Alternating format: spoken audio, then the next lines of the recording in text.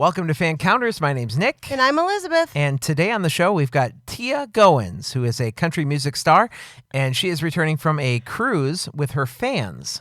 So that's going to be awesome to talk to her about. But before we tell you more about Teea, Elizabeth, on your recommendation, I went to see Forever My Girl with my wife because you said it was such a wonderful movie. It was. I loved it. Okay. Let me educate you about movie making. Okay? Well, it was very formulaic. I got it. It's not that. Here's the secret to movie making, folks. If you're watching a movie or a television show in which they need to put in a song, especially a live performance, it means that they are lacking plot. They are filling time. Did you know that in the opening 10 minutes of Forever My Girl, they spent 7 minutes doing 2 songs during a live concert? Well, but that was the whole point. He was a country artist. I didn't need to see him sing 2 full songs. Well, you did because you needed to know why he became a country artist. Because that's pivotal to the plot as to why he up and left his small town. You know, the movie felt like a Hallmark movie. It belonged on that network. It did not belong in my big Cineplex. I don't disagree with that. It was still a good movie. We just rolled our eyes the whole time. My wife is like, this was the best movie that there was to pick from. And I was Elizabeth made us do it, is what he said. Well, I did. I said, she said this movie's worth seeing because that was the question I asked you. Okay. All right, then. Back to Teea. Back to Teea Goans. She's making traditional country music cool again. And her music really isn't about pickup trucks, dirt roads, and parties. Not like the bro country of today. It's about making country music relatable to everyone. Her 4th album, Swing, Shuffle, and Sway, features songs that have a story, touching on real emotions and imparting wisdom based on experiences we all share. Teea also just wrapped up a week-long country music cruise where she set sail with Mark Wills, Gene Watson, Bill Anderson, Linda Davis, and a lot of fans. We can't wait to hear about the kind of stories she has brought back. All right, so you ready for another episode? Here we go. Coming to you from nowhere near the entertainment capital of the world, this is Fancounters, the podcast. You're amazing. You need to come to Hollywood. I'm going to make you famous. There was this mob of people, and they're screaming my name. Crazy fans. Stop following me. Don't come around my house. If you do, the cops are going to be at yours. I think this guy wants to fight me. Ended up being a fan. There's just like security guards with like M16 holding like fans back. Are you kidding me? I continually will get stopped. Can I take a picture? Oh my God. I definitely declined signing body parts. Oh, I don't want to go there. I'm the only one that's ever been on Sam Jackson and lived to tell about it. That's why we call it Fancounters. I don't think you're going to last on the air very long. Hey, this is Teea Goans. How are you? Good morning. I'm good. How are you? Good. Thank you for agreeing to be on our show. Yeah. Well, thanks for asking. This is very cool. You guys speak my language, so it's good. So we're very excited to talk to you. You've got new music out, and you know some of the people that we've talked with previously on the show, so we're kind of excited to share stories. Oh, very cool, yeah. But let's go back to the beginning. So we know that you started singing at age 3. But a huge break in your career came at a very young age, the ripe old age of 8. So you were living in Missouri, and you joined the Truman Lake Opry, which is a gig that lasted 11 years, which is crazy. Tell us a little bit about how you got started at 8 years old. Yeah, well, like you said, I started when I was 3. I was singing in church and just kind of doing, talent shows and fairs and things around where we lived in Missouri. We lived in a really small town called Lowry City. And when I was 8, I was in a talent show at the Truman Lake Opry. They had just, they would do like a yearly talent show. And I didn't win the talent show, but I got a call the following spring, and they said, we would like you to be part of our show and be full-time, here every weekend. And my dream for as long as I can remember was to be singing on the Grand Ole Opry. So if the Truman Lake Opry was as close as I could get at that moment, I was like, sign me on, I'm going to do that. And my mom was very leery. She was like, now, are you sure you want to do this? Because this is going to be every weekend. You're going to miss slumber parties. You're going to miss school dances. You're going to, things like that. And I was like, I don't care. It's totally fine. And I think in my mom's defense, she was probably thinking, do I want to give up every weekend driving you over there? Right. I kind of think that was more why she was questioning it. But yeah, so I signed on there when I was 8 years old, and I was a member till I was 19. And it was a really good, just a training ground. We had a live band. We had a 600-seat theater. And it was a great way to learn how to interact with an audience, how to interact with a band. We would have meet and greets during intermission of the show. So I got to meet people and talk to people. And it was really, I couldn't have asked for a better way to prepare me for what I do now. And for, when I moved to Nashville, I already had some stage experience. I already had that audience experience. And so, for me, it couldn't have been any better of a place for me to grow up and learn my craft. So what was your role when you were 8 versus your role when you were like 19? Right. Well, when I was 8, of course I was the cute kid sideshow kind of thing. I would come out in the middle of the show and do a couple of songs, and everybody would ooh and ah because it was a little kid, and I had my little sparkly dresses and, the whole 9 yards, and it was all, cute and fun. And then as I got older, I started learning about doing harmony vocals. So for the other people that were singing, I would, come out and sing harmony. And I know I even played drums on a couple of Christmas shows because I was playing drums in high school band. Wow. I would come out and they'd let me sit in and play the drum on a couple of songs, So just things like that. But really, as I got older, it became more about, when you're a kid, it's easy to go out and sing and everybody clap and, because you're a kid, if that makes sense. Sure. But as an adult, you sort of have to go out there and earn it. If that, you know what I mean? Like you have Yes. to go out and figure out, okay, now how do I really connect with these people? What can I do? And so I think that was really kind of, as I grew doing that was really what I started to learn was how to connect with an audience. That was the stuff that came later. How many other people lasted that long on the show? I mean, you had to have seen people come and go. How many stayed through with you? Yeah, we did. Gosh, I haven't ever really thought about that. We had a couple of girls that were on the show. They were kind of the main female artists that were there. And they were there off and on. They were there throughout. Like they came and they were there for maybe 4 years. And then they were gone for a little while and then they came back. They were sisters.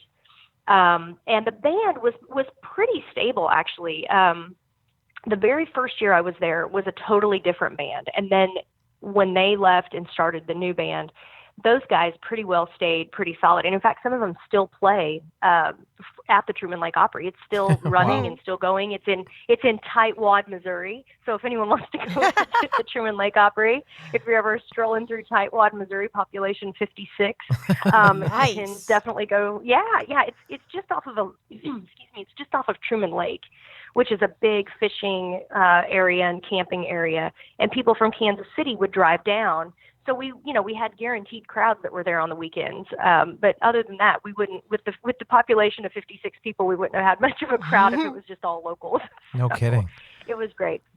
So in 2002, you finally took the chance and you moved to Nashville. So I was once new to Nashville as well. I lived there for a little bit, but I can tell you that in a second. I want to know how did you start getting connections and getting your music career off the ground? When I moved here in 2002, that had always been the goal, was I wanted to come to Nashville. And I moved here. I didn't know anyone in this town when I came. My mom and my dad and my grandma moved me on Halloween night. We moved into my apartment. They stayed the night and they got up and left the next morning. And I was just here.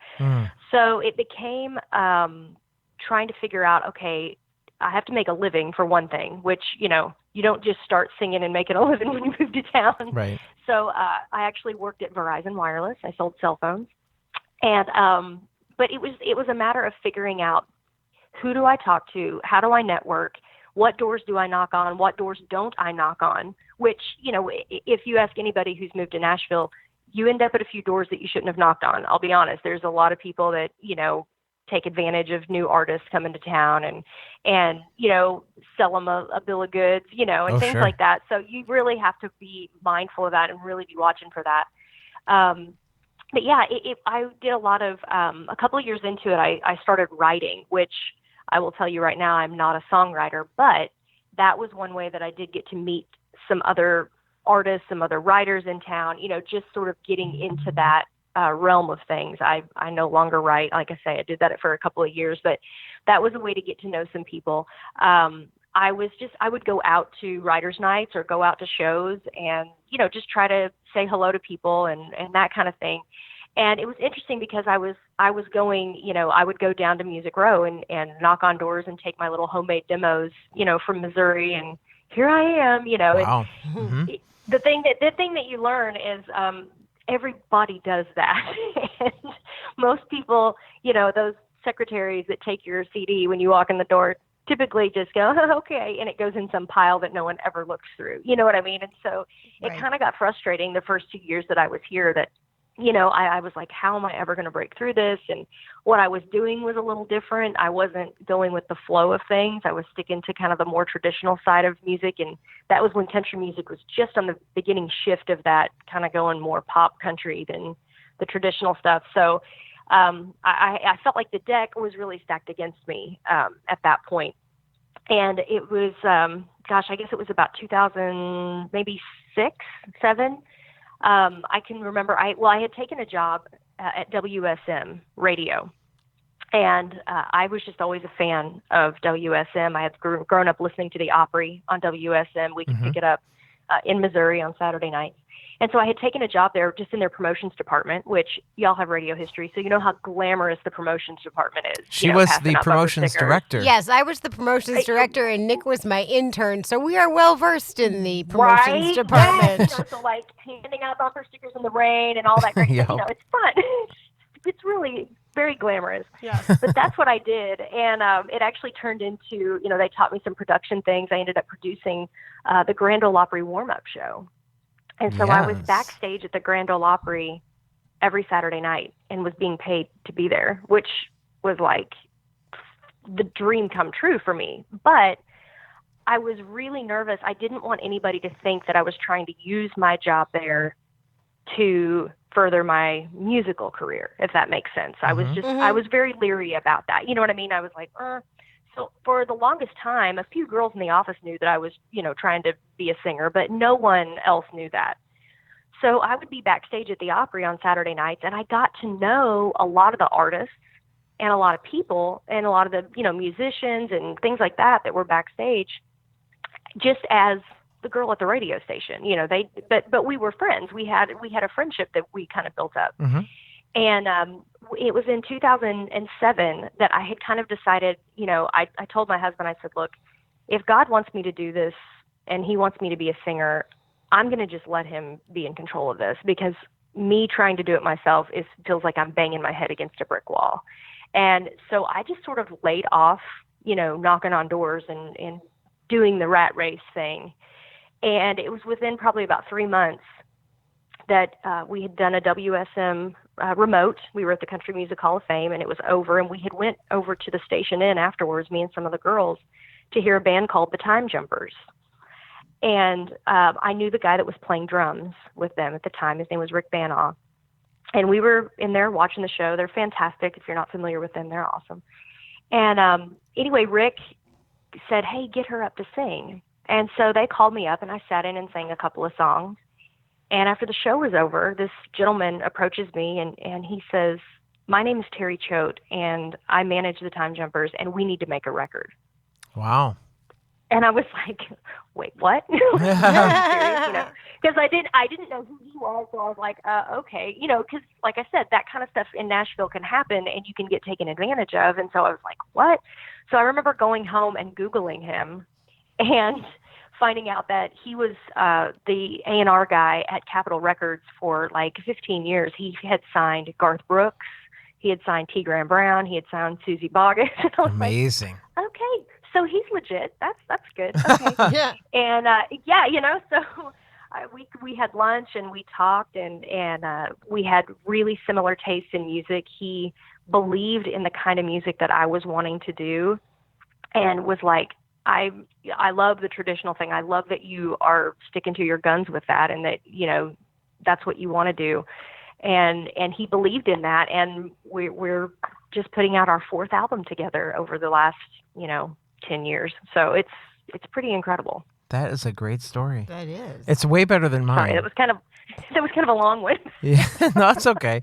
So, because I was in radio, right? So I thought my next progression, we were meeting so many people from different record labels. I thought, that's what I want to do. I want to work at a record label.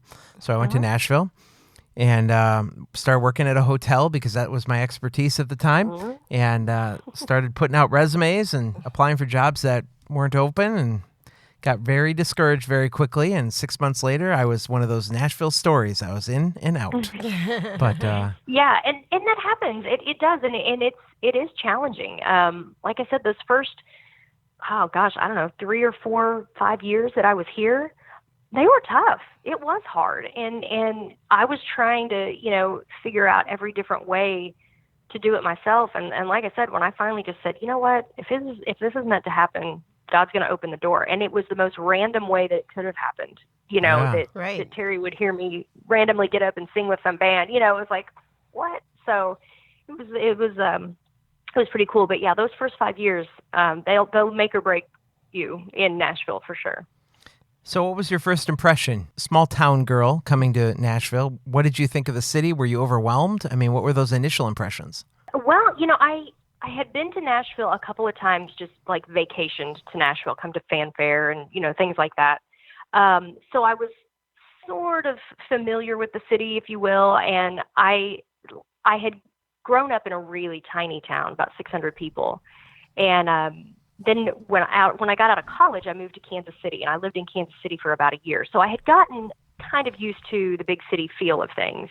And when I moved to Nashville, it was overwhelming. I was never scared, though, if that makes sense. Like, it was never a fearful, like, oh my gosh, country girl in the big city kind of thing. It wasn't ever fearful. It was always very anxious and just excited and, wanting to know more about the town and wanting to know, where do the people hang out? Where are people going to hear good music? Because there's a lot of music in Nashville, but then there are these little hidden gem spots like the Station Inn and places like that, where you can hear like incredible music and incredible musicians that are just out of this world. And, so finding things like that. And I think that was really what was fun for me as somebody coming new to town, was figuring out, where do the locals hang? Where are the real sweet spots in town? We're going to go back to when you're hosting at the Grand Ole Opry warm-up show. Some of the first interviews you did were Garth Brooks and Vince Gill. Tell us about how those interviews went. Here's the deal. So I had been producing the Grand Ole Opry warm-up show. Keith Bilbrey was hosting. Keith was one of the announcers on the Opry and on WSM for like 35 years. He was a staple. And I was producing his show, and they came to me, our manager came to me one day and said, we have this idea for another show to happen live on Saturday nights, which would be in the intermission between the 7 o'clock show and the 9 o'clock show. So there was a 30-minute break when they turned the house. And we would like to do a live show. And I was like, okay, cool. And so they tell me this idea, and it's going to be called Inside the Opry Circle. And I was like, okay. And they said, what we're thinking about doing is interviewing the fans, like go out into the house as the house is turning over and talk to people, the fans. I was like, cool. And we had a host for that show, and we went through and we did it for, I don't know, maybe a month or so. And it just never really clicked. I'm not sure why, but there was just something, it just wasn't ever really what they were anticipating. So I get a call from my manager, and I thought, well, I know where this is going. And so I go into his office, and he goes, well, we're wanting to make some changes with Inside the Opry Circle. And I was like, okay, yeah, we definitely need to. He goes, we want you to host it, and we want you to go backstage and do interviews. And I was like, wait, what now? Because I have zero broadcast experience at all, nor did I even really have an interest in doing that side of things. Sure. And he said, and we want you to do the interviews. And I was like, okay. So in my mind, I'm going, this is a great opportunity. Your name would be getting out. You know what I mean? If nothing else, as a radio host, whatever. So I'm like, well, all right, okay. And he said, so the first night that you're going to do it is the night that they're inducting Carrie Underwood into the Opry. And your first interviews are going to be basically he said, whoever you can get out there that night. Okay. Whatever interviews you can get. I was like, okay. So is it up to you to approach these people to be like, hey, we're doing the show? Yeah. Wow. Yes. So I was kind of hosting / producing / talent running the whole thing, on this show that was not, it was going to be a whole new situation. So I'm like, oh, okay. So I went back there, and of course at that point, no one knew Garth was going to be there because he surprised Carrie and came out and gave her induction or whatever. Okay. But no one knew he was on the premises. So the first person that I talked to, I go back and I approached Vince Gill, who I had been a huge fan of growing up. And he was probably one of the people that I would get the most starstruck around, if that makes sense. Like, Sure, yeah, definitely. That I, because I had been back there a lot, so I'd gotten to know a lot of the artists. But with him, and there was a few, Loretta Lynn, for those people, I would really get starstruck. So I go up and I just completely, went into another human being, like someone overtook my body. And I was like, so I'm doing a new show on WSM, and, do you want to do the interview? And he was like, sure. So we sit down in his dressing room, and we were talking about everything. Like, we talked about hockey. We talked about farm team hockey in Oklahoma, because I'm a big Predators fan, and he's a big Predators fan. So we talked about the craziest stuff. And it was a really decent conversation. It was a good interview. So I was like, okay, that wasn't so bad. So I had gotten a few interviews just, kind of from the regulars that were there, Jimmy Dickens and some of those folks, and Jeannie Seeley, And then they say that Garth is in the house. And I knocked on the door, and Bob Doyle, who's his manager, came to the door, and I said, I'm with WSM, and we're doing a new show, and we'd like to talk to Garth. And he was like, okay. Wow. And because I really kind of did it thinking he would go, no, and I'd be like, okay, cool. I tried, but cool.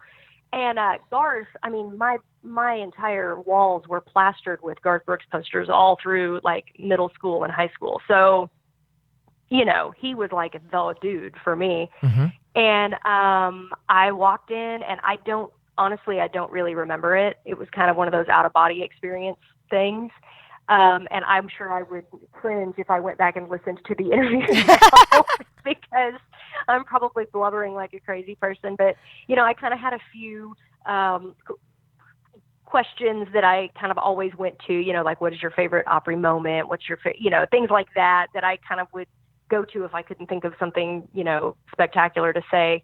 But I went through that. But yeah, so those were my first two experiences of ever interviewing an artist, were Vince Gill and Garth Brooks, which way to jump right into the deep end of that pool. Yeah, I'm like, so there's no pressure at all. Yeah, this is fine. Yeah, it was terrifying. I'm not going to lie. And like I said, if I went back and heard that show today, I would probably crawl under a rock somewhere. But it's a cool story to tell. And I did have one of the guys from the station was with us at the time, and he kind of was rolling with me, and he did get pictures of it. So I do have pictures so I can prove to people, because sometimes I tell that story and people look at you like, yeah, right. Yeah, okay. Yeah, sure. Like, Yeah. No, I do. I have actual photos of this happening. So Were those interviews live, or were you taping them for a later broadcast? We were taping those for a later broadcast.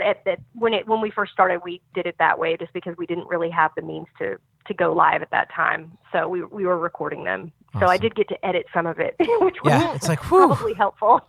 We do too. Thank goodness. Yes. Right? We love the editing bay. Oh, it's wonderful. Well, let's talk about some of your music, because you're so unique. I really enjoyed listening to the album that they sent over. And I have to say, thank you. I was really big into country music in the 90s when we were in radio, and the early 2000s and that kind of thing. But then it really took a turn. I mean, you got into the bro country and the songs about trucks and drinking and partying and all that stuff, and it's just like, that really just, I was done at that point with country music. Mm-hmm. So hearing your stuff was really refreshing.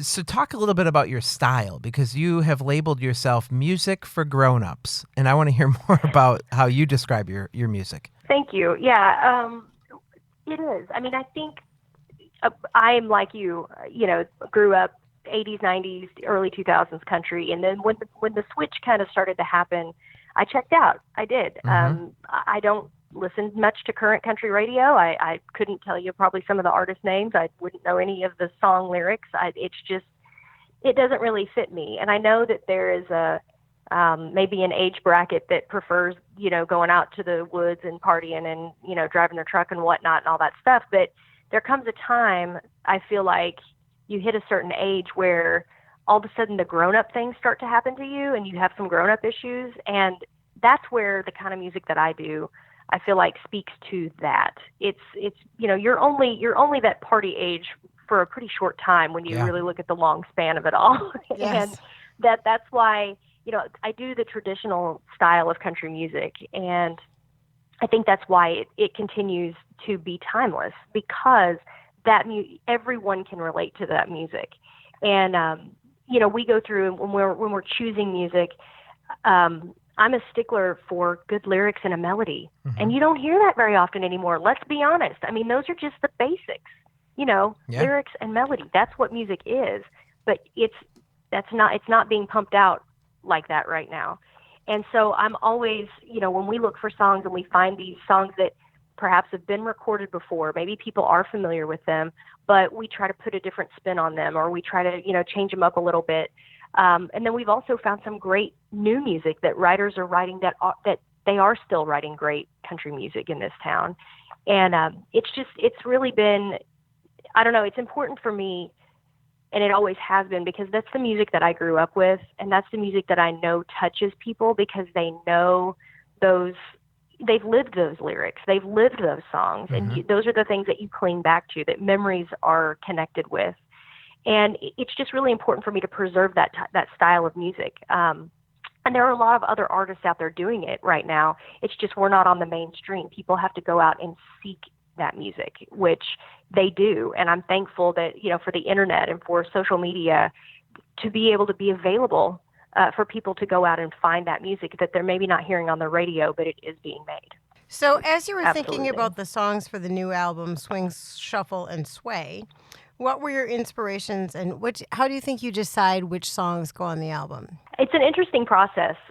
Terry Choate and I, when we decide we're going to do a record, we come in with a list of songs that we both, think will work. I have my list, he has his list, and we go in and we sit down and we play these songs and we listen to them together. And what's been really interesting is throughout the last 4 albums that we've done together, how many times we've come in with the same song on our list, and like, oh, we both already were thinking about that one or whatever.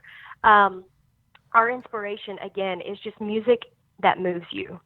When we titled this album Swing, Shuffle, and Sway, of course you think of movement, dance movement, whatever, but it also kind of had another meaning of music that moves you. And finding those songs that have a storyline or that have a feeling to them, that when you hear it, you are on a journey. That's something that we've always really tried to do when we put these albums together. Is I want an album that when someone puts the CD in, they can listen to it from top to bottom and it takes them somewhere. They can listen to the whole thing and you can escape. I mean, that's as musicians and as artists, I really feel like that's our job, is to allow people an escape. The real world is not always fun. It's not always great, but you can put on music and you can get away from that for a little while. And so that's something that, I really take into account. Yes, it's music I love, but is it music that's going to reach someone? Is it going to affect other people? Could it affect a lot of other people, And I think that's always been something that's been really important to me, is the fans of this, especially of this style of music, they have pretty high expectations. They don't just want fluff. They really don't. That's not what they're interested in. They want great music. And so that's always been our goal, is just to find great music. And it doesn't matter, on one of my albums, I recorded Sentimental Journey, which that is not a country song, obviously, but we like to even go, across genres and make those, find those great songs that no matter what style they're done in, it's still great music. It's still music that somebody can relate to. It's music that somebody can live that. And, it's just, I don't know, great music is great music. I'm not a fan of genres at all. I'm a fan of good music.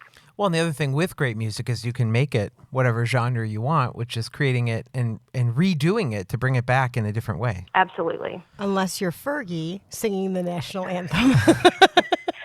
Oh, I'm so excited that you brought that up. Because that genre should have stayed in the regular genre. It should have just, as I have said and I've had the honor to perform the national anthem at a lot of events. I've done it for the Nashville Predators here in the NHL numerous times, and the Nashville Sounds, and I've done it at other places. And My theory on the national anthem has always been it's the national anthem, not American Idol. Right. Stick You know with what the I'm saying? script. Like, that song is not your talent showcase song. That song is difficult enough to sing, just singing it straight. Don't add or subtract. It's not about you. Yeah. It's about the song. You know what I mean? Yes. That's one of those instances that, and bless her heart, I mean, she took it in stride, because I saw this morning on the news, she was, kind of saying, I tried something and it didn't work. And I thought I was doing okay, and we've all done something like that we, try and go, okay, we won't do that again. Unfortunately, it's not on a stage with a million people watching and the internet to completely, just bash you to pieces. And, that's one of the, as much as I love social media, that's one of the things that you're terrified of is, something happens like that and the whole world knows suddenly and has an opinion on it. So, yeah, but the national anthem definitely should stick to the notes. Let's talk about one of the songs on your album, which I found to be the most interesting story that you had. And so I want you to tell our audience the story. It's I Know the Lord Will Stand By Me. It was a song that you used to sing with your grandma, but it turned into a journey for you to get it on this album. And so I want to, hear our listeners have this opportunity to hear the story about how the hoops you had to go through to get this thing recorded. Yeah, well, it was really interesting. My grandmother was a singer back home in Missouri in the 60s and 70s. She played a lot of the clubs in Kansas City and it was kind of a regional act. And she had 7 kids, so she never had the opportunity to try to move to Nashville and make it here. But when I came along and had an interest in music and an interest in singing, and especially her style of music, well, she just latched on to that. And her record collection became my record collection. And so she was hugely influential in my stage presence and the way that I sing and the music that I love. And she and I would do shows together a lot. And she would come and be a guest on the Truman Lake Opry over the years. And this was a song that she and I would always sing. It was I Know the Lord Will Stand By Me. And I never really thought about it back then. It was just a song that I always knew because she knew it.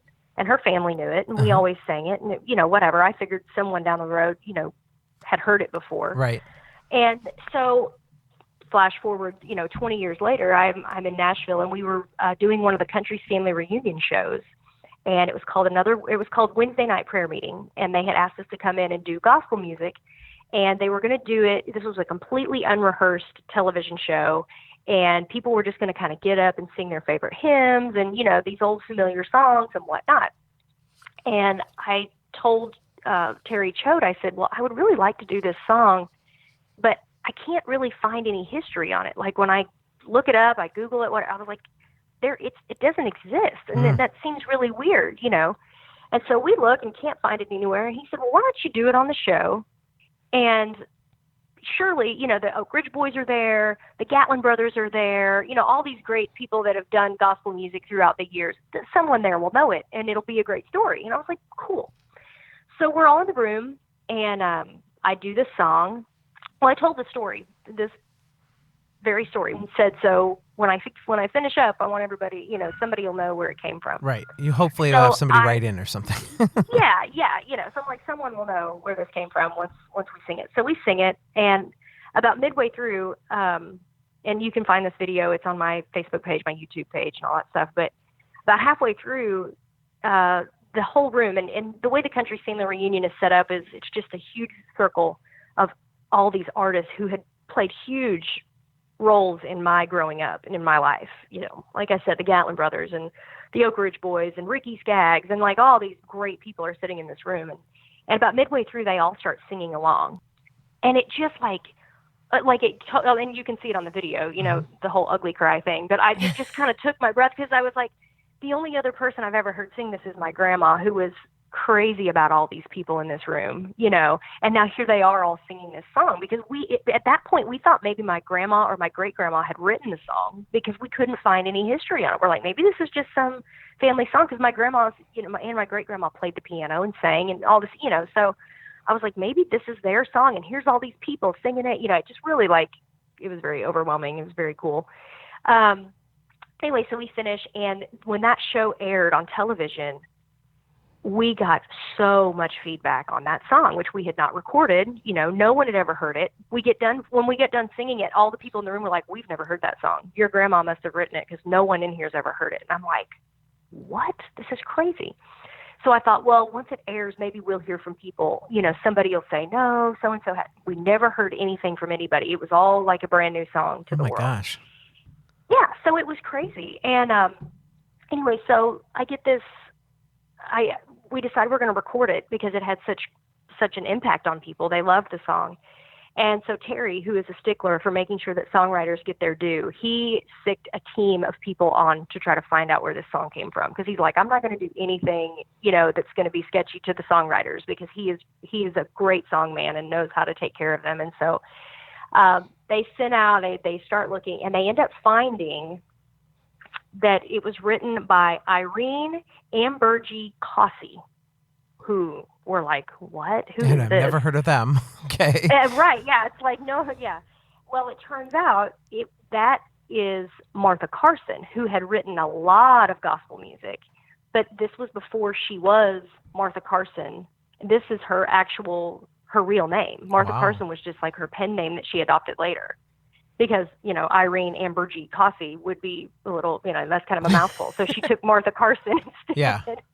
But that's who had written it like in 1953. And as far as finding any recordings of it, we have not ever found a recording of it yet, except the one that I've made. So wow, that's pretty neat. That's an awesome story. It was sort of just, and that's why I love music and songwriters and stories behind songs and things like that. I mean, there's always an interesting story that you can find, with music. There's always stories to tell. If people ever come hear me live, that's something that I really like to do when I talk about songs. Before I sing, I like to tell if there's a story that I know of, why did this writer write it this way, or why did I choose to record this, or whatever. I just feel like those stories are people that are ways that people can really connect with you, is to tell those kind of stories. Now, you mentioned Ray Price a lot as being an influence. So on this record, you've got a song called "A Way to Survive," and it was by Ray Price originally. So I guess I have two questions. Is the song, do you think it means something different with a woman singing it? And secondly, have you gotten a chance to meet Ray Price, and what encounter was that like for you? The song "A Way to Survive," I've always loved Ray's version of that. I've recorded a lot of Ray's music over time. I've put one of his songs on, I think, on all of my albums, actually, just because he was hugely influential in the way that I sing and my career. But with "A Way to Survive," it was interesting because you hear that song as a heartbreak song. You hear that as, I'm pining over someone and whatnot. And when I hear that song, and maybe, I don't know that if it's as a female necessarily or whatnot, but I hear that as someone who has lost a loved one, like someone has passed away. Mm-hmm. And I look at your picture too often.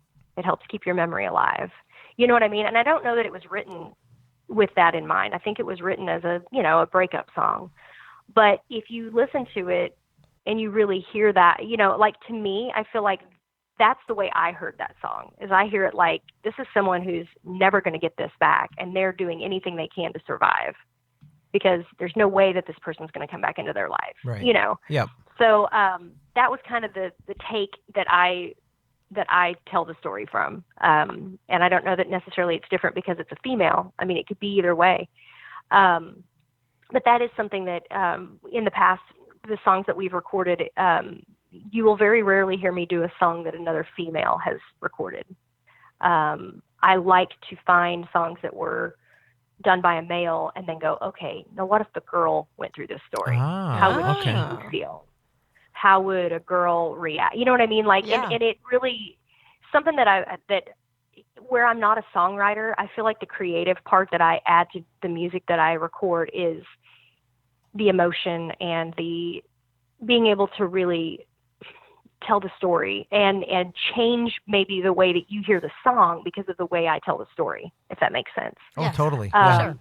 And it's a challenge. It's really a challenge to go, okay, if a girl went through this, maybe she would be, sadder, or she would be okay. I don't know. It's different. It is different. There is a different perspective, I think.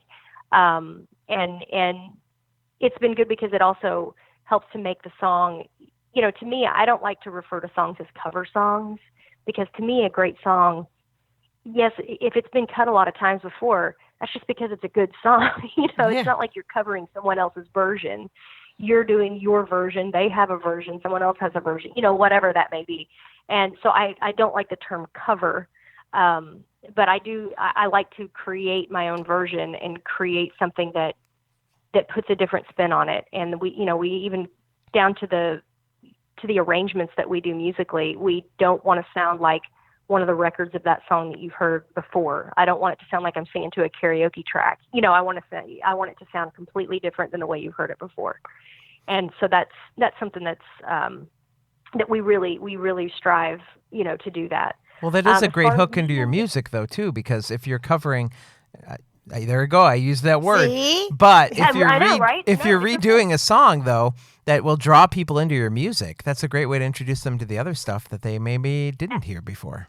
Absolutely. So and I love think it. That's one of the things that we've seen like through YouTube and whatnot, where people will cover something, but it gains the attention because somebody, I know that song, and they watch it because it's a cover, Mm-hmm. And so I understand that, but I do also take into account that song, the song should stand alone. It shouldn't be necessarily attached, to one certain artist. If the song is great, the song should stand alone.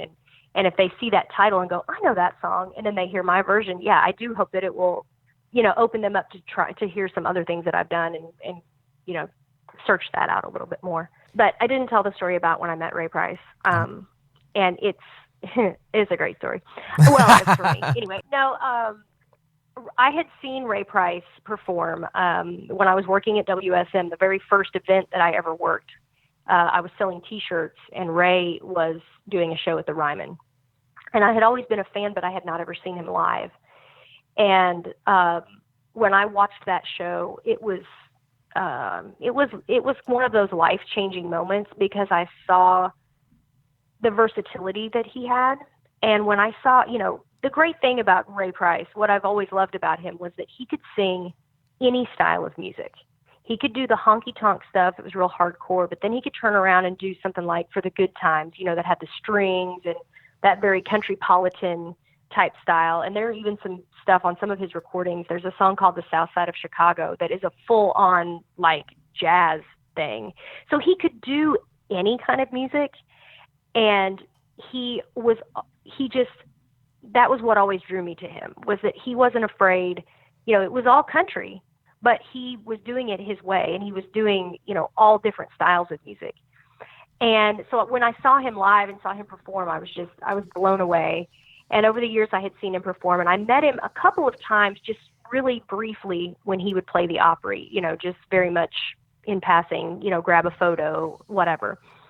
And then there was one night, I was coming home from a gig. I was listening to WSM, and Eddie Stubbs was on the air, and Ray Price was in town working on an album and had just dropped by the studio to talk to Eddie. And I was like, this is great. I got keys. And I as can I'm get listening, in. yeah, right. And as I'm listening to the interview, this was in 2012, 2013 maybe. Uh-huh.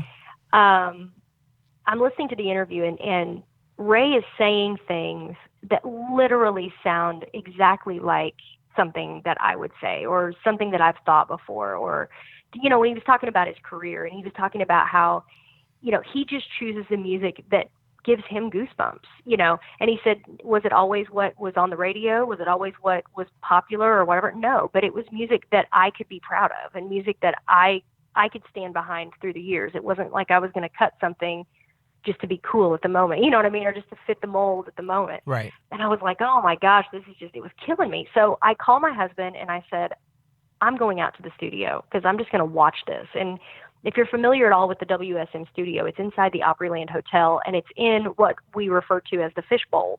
And there are just windows. It's like a circular windowed area that you can stand out in the hallway and look inside and see what's happening. And then they've got it piped out in the hallway and you can hear it. So I called Brandon and I said, I'm just going to go stand out there and watch this because it's amazing. Mm-hmm. So I go out. I'm the only one standing out there, which was shocking, but it was like 11 o'clock at night, so it was pretty late. And Eddie saw me, who I had worked with, when I worked out there. And Eddie motions me to come inside. And so I come in, and I'm sitting in the studio with Eddie and Ray Price. And I'm just sitting there with literal tears coming down my face because of the things he was saying. And he was talking about how, he never tried to copy anyone. He, wanted to be himself. He was trying to do, all these, just all these things that kind of the staples that I had tried to live by, and base my career on. And it was so moving. And I've called it a religious experience, but it really was. It was like God was giving me that moment of, see, you're doing the right thing. Look, Ray Price did it that way. You're cool. It's okay. You can have success and be yourself. And I think that was really one of those moments that I was like, wow, And when it was over, we sat and I just got to talk to him for a little while. I didn't want to be fanny, and I could have easily become really fanny with him, and really fangirled out on him. But I was trying to hold it together because I was obviously weeping, which was weird anyway. But we took a picture together, and I have that picture knowing that was the night that it all really clicked for me. And I really had that reassurance of, be yourself. It's okay to be you and do music. And even if it's not what's on the radio, even if it's not what everybody else is doing, you be you, because that's what you're created to be. And it was just a very reassuring moment. And I actually have a recording of that interview that I've kept. It's on my computer right now that I can just pull up at any time. If I ever, start to have those doubts or whatever, I can listen to that and be like, no, I'm cool. It's good. But yeah, that was a really life-altering experience for me. That was one of those moments that you go, okay, this is one of those things I'll never forget. Well, we are called fan counters, so that's a good fan counter. We usually ask you about your fans, but that was a good one too. So We'll get there. Yeah. So Steel Guitar Rag was a song that you said you didn't know really had lyrics. How did you bring new life to that song?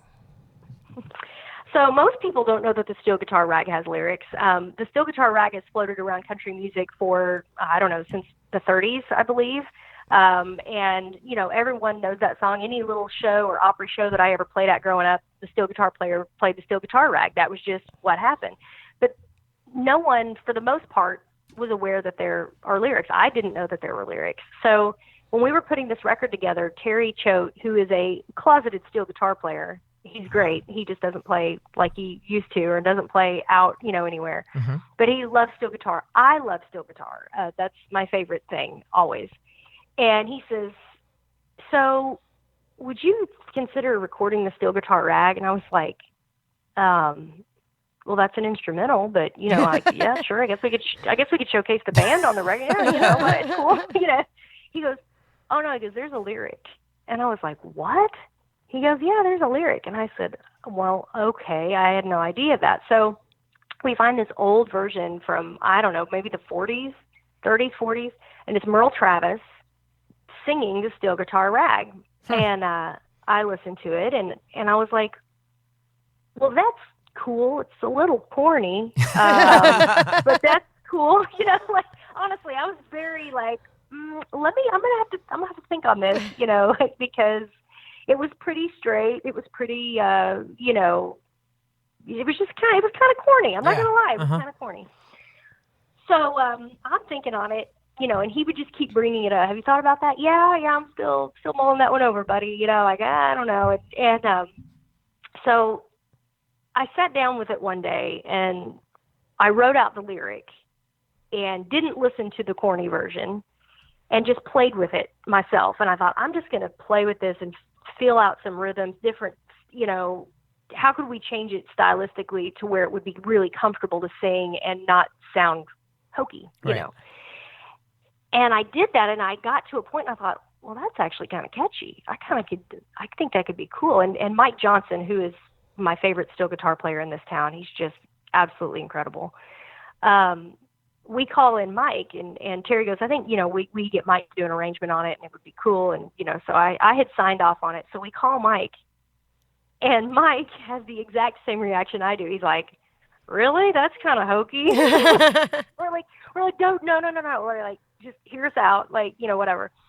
So we sat down with Mike and kind of showed him what we had in mind and that we were going to swing it a little bit more and some things like that. And he was like, okay, well, let me play with it and I'll see what I can do. And so when we went into the studio, we had no idea what Mike had come up with. And he walks in with this chart that looks like Albert Einstein's, some sort of equation of something. I mean, like, I need a picture of the chart. I need to post a picture of this chart because it's just bananas looking, And he goes, well, this is kind of what, and I was like, well, that's cool. Let's see what that sounds like. I don't even, whatever. Yeah. And we went in the studio, and the things that they did with that song, I cannot even believe. And the band just absolutely went crazy. The musicians ran with it to like the nth degree and made it into something that is absolutely amazing. I mean, they're playing this song on satellite radio right now on Willie's Roadhouse, and stuff like that. And I'm like, people love it because it is super catchy and it is super fun and it's just really upbeat and it features all of the musicians, which I have such a stellar group of guys that do my records with me, and they've done all 4 of my albums are pretty much the exact same guys and girls, and they just blow it out of the water, and they bring it. When they come in to do our recording sessions, they give 200% every time, and this really kind of showcases them, allows them to really shine on this record, and it really turned into one of my favorite songs I've ever recorded. We were big fans of Keith Whitley, and you, along with Mark Wills, another guy from our time in radio, brought back some new life to the song It Ain't Nothing. So you guys did a male-female duet collaboration on the song that just Keith sang. So I would love to hear a little bit about how that came to be and what it was like doing that song with Mark. Yeah, well, Mark and I, we have been friends for a long time. The first time I met Mark, in fact, I was working at WSM, so he didn't know me as an artist. He just knew me as the radio chick. Okay. And, but we've known each other a long time, and we've always wanted to sing together. We've done a lot of shows over the past, and said, man, we really need to work something up together. And I had kind of said, if we do a duet on this album, I would like it to be with Mark. And so when we were going through trying to find, good duets and things that hadn't been done a million times before, you know what I mean? Because a lot of duets, you get more limited when it comes to finding duet music, especially if it's something that's been cut. Right. So we were kind of going through some things, and I've always loved It Ain't Nothing. And I got to I was thinking about that song, and Terry was thinking about that song, and I said, that it's really written kind of from both perspectives. Even though it was just one person that sang it, he's telling the story in the first verse about him, and then in the second verse he's talking about her. And I said, I really think we could change, some of the pronouns and move a little few things and make that a duet. So we sat down and got with the lyric and tried to, kind of cut it up and chopped it up and made it this thing. And the first time we tried it, we sang it through, we were like, that totally works. Like that could have been written as a duet. It really could have been, because I don't think that it was. And so Mark and I went in the studio and we laid it down. We got together and we had a blast in the studio, and it's kind of taken on a life of its own. We've performed it on the Opry. We were just on the Country's Family Reunion Cruise a couple of weeks ago. We did it there. And, it's a fun song to sing, and it's a fun song to interact to because of the stories being told. It's kind of a funny way of, basically saying I've had a horrible day, but I come home and you make it better.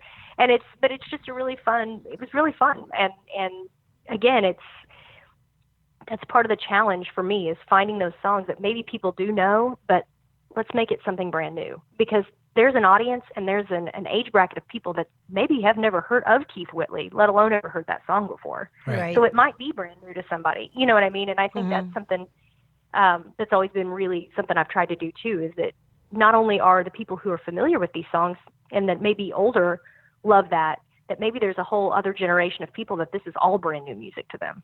Right. As you mentioned, you bring back some of the classic country music songs with a fresh sound. But what's it like to be singing, for example, like a Bill Anderson song with Bill in the audience? Terrifying. No. The very first time it was, I was doing one of the Country's Family Reunions. It was the very first one I ever did. It was in 2010. And I had just recorded Walk Out Backwards that he wrote. and they were doing a 50th anniversary salute to Bill Anderson. So I'm sitting in a room. Vince Gill is hosting. Bill is on stage, and I look out in the audience, and there's, Gene Watson and Charlie Pride, and just everybody that's anybody is sitting in this room paying tribute to Bill. And no one has a clue who I am. My first record, I don't even think had come out yet. So I was just like this random chick in the audience. Well, Vince Gill did, because you were the chick that interviewed him from the backstage show. He goes, "Hey, look, the radio lady's here." About hockey, yeah. Yeah. So Nice. that was an incredibly intimidating room to play in front of, but especially singing Bill's song with him sitting right there. But Bill was one of my first supporters. When I recorded that song, we had cut like 4 sides, and that was one of the songs. So of course he had gotten a copy of it, and it was at that point that he realized, wait, I know you. You're the girl from the radio station. You're the one that I talk to every week that comes and gets me and brings me to be on the Opry warm-up show. You know what I mean? Like, he put the 2 and 2 together. Okay. And it was really great because that way, like I had said earlier, I wasn't trying to use my job at WSM to get into my singing career. But through that, Bill started talking to people, and Bill started sharing that song with other people, and it like grew organically. So people started to find out I was a singer without me having to be the one telling them I was a singer, if that makes sense. Yeah. So Bill and I, we've built a great friendship. He's an incredible person. We just did the Country Family Reunion Cruise together, and he sang Walk Out Backwards, and I joined him and did a little bit of harmony on it, and it was fun, just to sing it with him on stage. We had never sang it together, so it was kind of fun.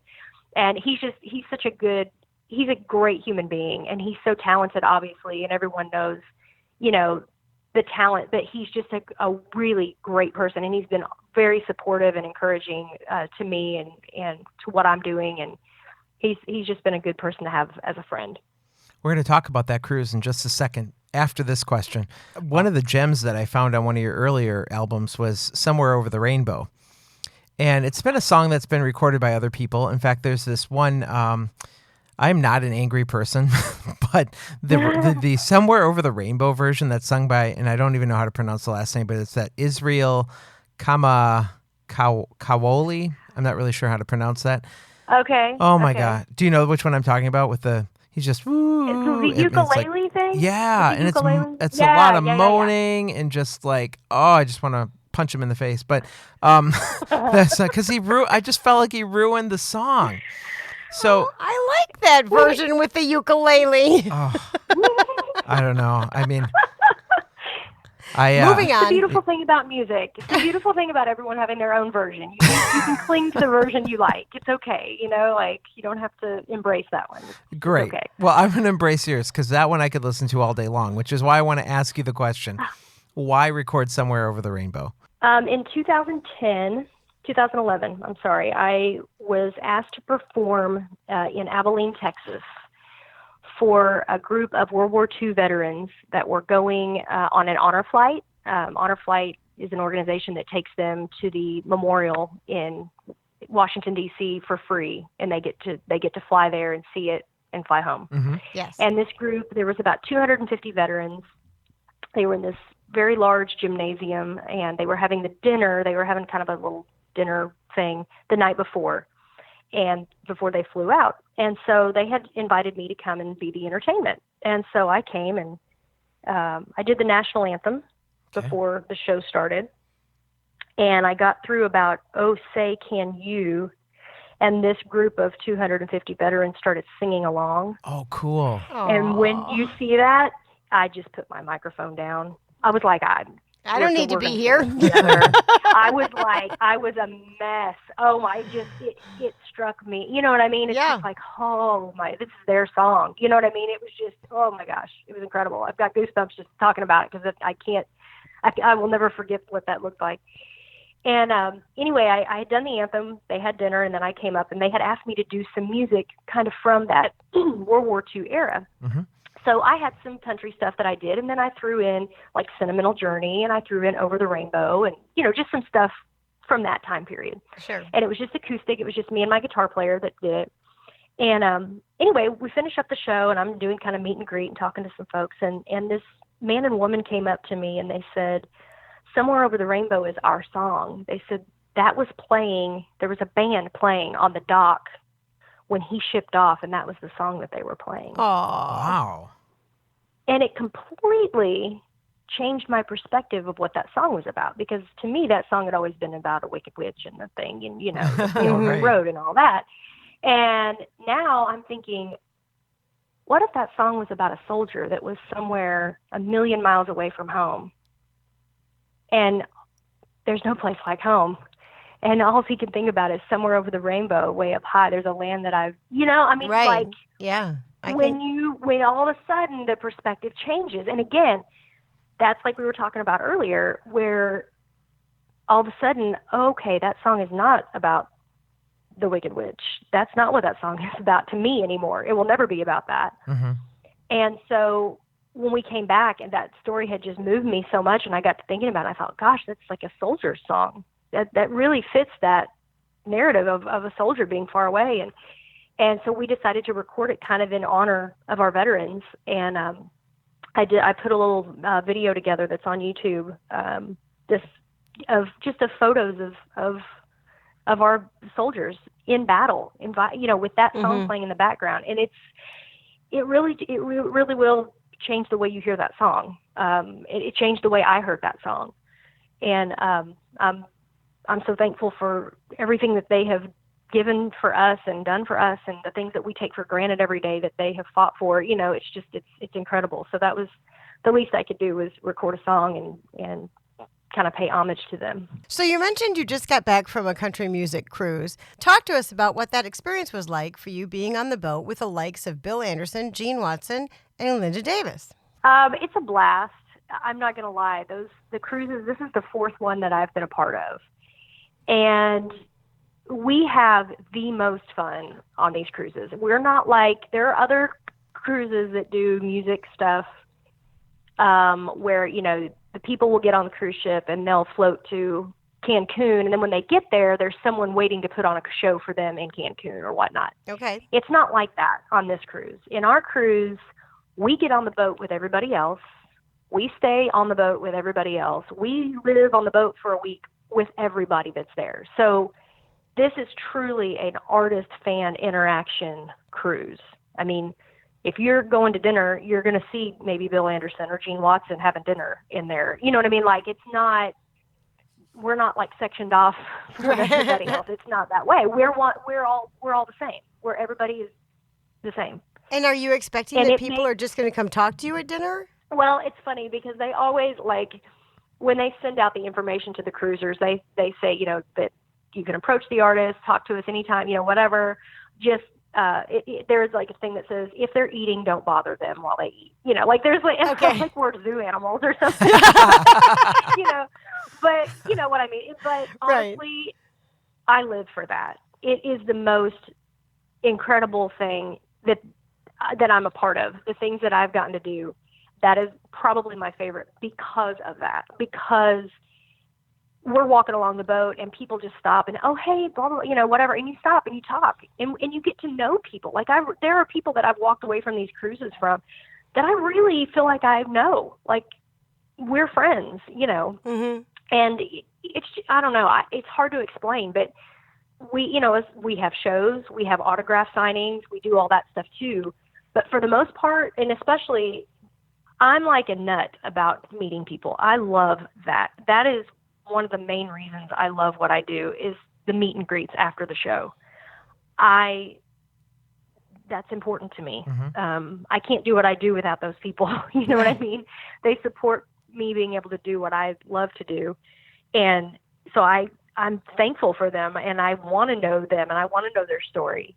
And it's the cruise really allows us to get to know people and to get to have that chance to run into people. So Brandon and I will walk around the cruise ship all the time. Like if we don't have anything else going on, like we're walking around down by the promenade, where all the people kind of hang out, all the little shops and all the stuff. Like I'm like, let's run into people. Like I want to talk to people. I want to be accessible. I'm through social media, that's something that I love about social media, is being you can be accessible to people. I mean, I know there's a lot of people that aren't, but I am. I love it. I live for it. So the cruise is just, it's fun, and to be with those artists, you really get a sense of getting to know them better, because you're spending a week. You know, it's literally 24/7. You're on a ship. You're not going anywhere.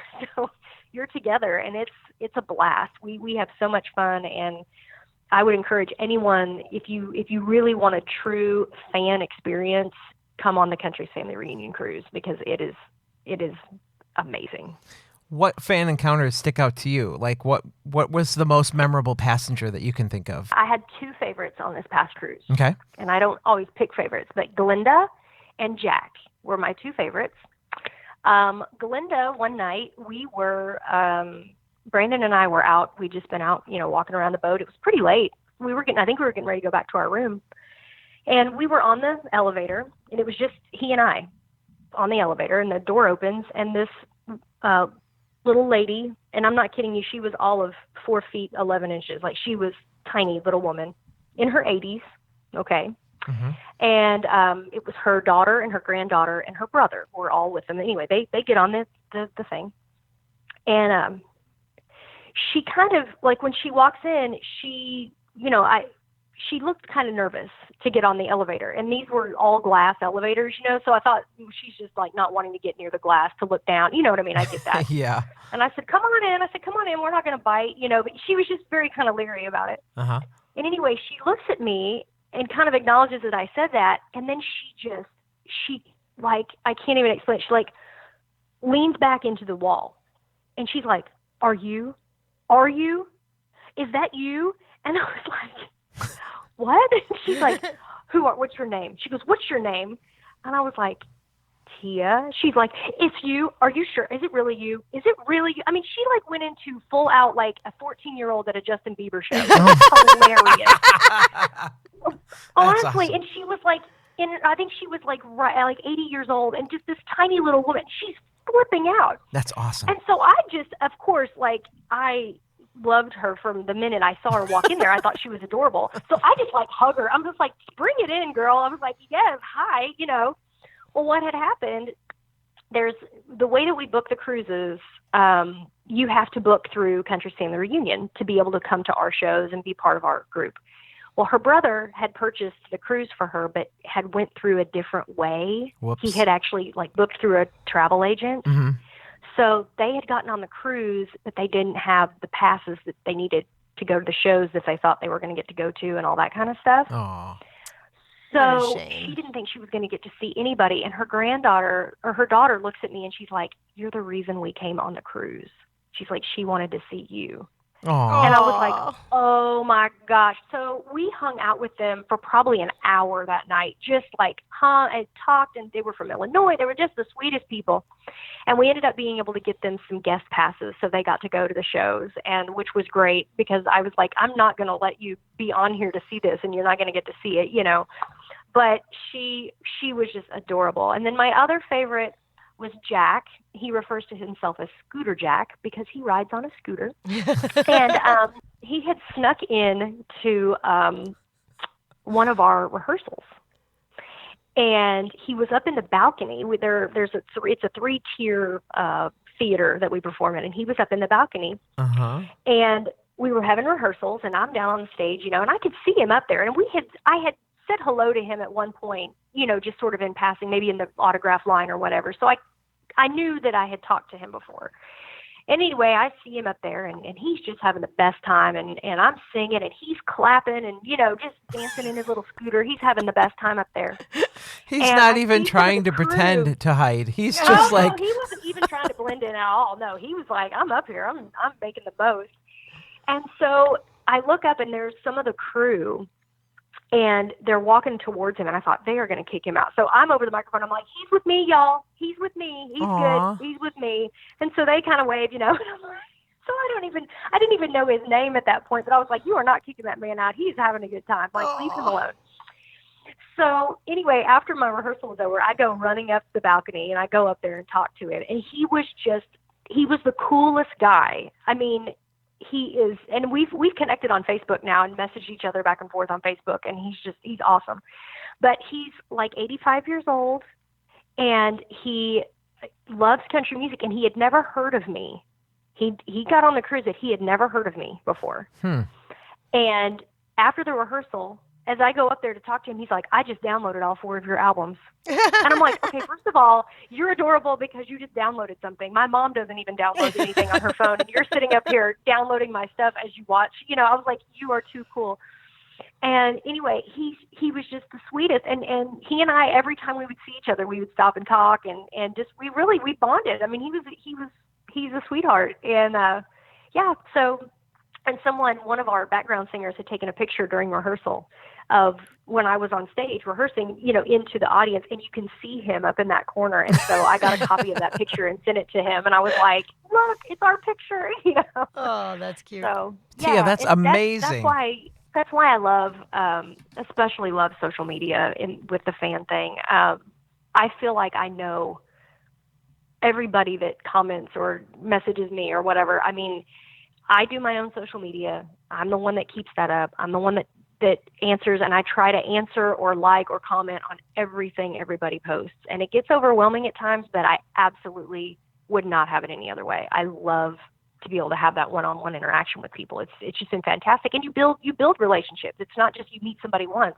You know, it's like, no, I met you once, but we're going to keep in touch, you know, and I just love that. Where can we find you on social media? You can find me, if you go to teagoans.com, that's got all my social links. But on Facebook, it's just Teea Goans. It's a like page. And if you're listening to this right now, please shoot me a comment, send me a message, say hey, because I'm crazy and I love that. I live for the little red notification to come on my phone. So please.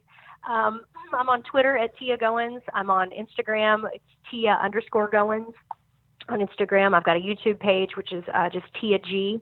And yeah, you can find me anywhere. And like I said, my website, teagoans.com, is really the best way to find all my socials. But, I live for that. And I love doing shows and looking out in the audience and being like, hey, that's Bob from Facebook. Hey, and I swear it has happened so many times. Like I'll be singing and I'll be like, there was a show I did in Texas, and there was a man sitting right in the center of the theater, and I could see him, and he had a cowboy hat on, and I was like, that's Pete. I know that's Pete. I guarantee you that's Pete from Texas. I know who that is. And after the show, here he comes, and I was like, Pete. And it freaked him out because, like, I knew his name. I do know your name. Like, I do pay attention, and I love it, and I live for that. That is so cool. Are you going on the road this year? I saw only a few dates on your website so far. So what's your tour plan for this year? We are planning to tour a little bit more. We are right now in the midst of we've never used a booking agent. We've always done it in-house. We've always kind of booked ourselves and done that. And this year we are going to start working with a booking agent. So we are building our schedule right now. You know, I've booked out. I don't have everything on the website yet just because we're waiting for some confirmations on some stuff. But I've got some stuff. I've got a show in Missouri coming up soon in a few weeks. Let's see. I've got something in Texas over the summer. I'm going to be where else? Mississippi, North Carolina. So you know, we're building it. Yeah, and it's just every year we do a little bit more. So hopefully this year we'll get to a town near you. We're so glad that you decided to call in and be on the show. Well, thank you so much for having me. Thank you for what you guys do. This is incredible, and thank you for giving artists like me an outlet to kind of tell our stories. Well, that was fun. She had a lot of great stories. She did. And what I love is you can tell, first of all, she's about her fans. Yes. Which is super cool. But the other thing is that she's very passionate about her stories. She's come from somewhere. It's not one of these people that they have found instant success and, you know, she struggled along the way. I mean, she didn't mention this, but she worked at McDonald's when she was in Nashville. Yeah, well, anything to eat. Well, I guess so. But yeah, so Teea Goans' new album, Swing, Shuffle, and Sway, can be found on iTunes and pretty much all music downloading platforms. So I encourage you to go check it out, download it, and support her music. You can find us on social media if you want to look us up on Facebook. We have a group there that we interact with. We also encourage you to do the iTunes and Stitcher reviews of the show if you could. That would be super wonderful. But here's the most important part, guys. If you can share our episode or share our promotions on our Facebook page with your Facebook friends? Yes, please. That would help us build our community and build our audience, and that would help us get more great guests just like Teea, just like the ones we've been featuring on Fancounters. So your support of our show is probably the most important. Indeed. So if you want to communicate with us, you can email us at hello@fancounters.com. And we'll talk to you guys next week. See ya.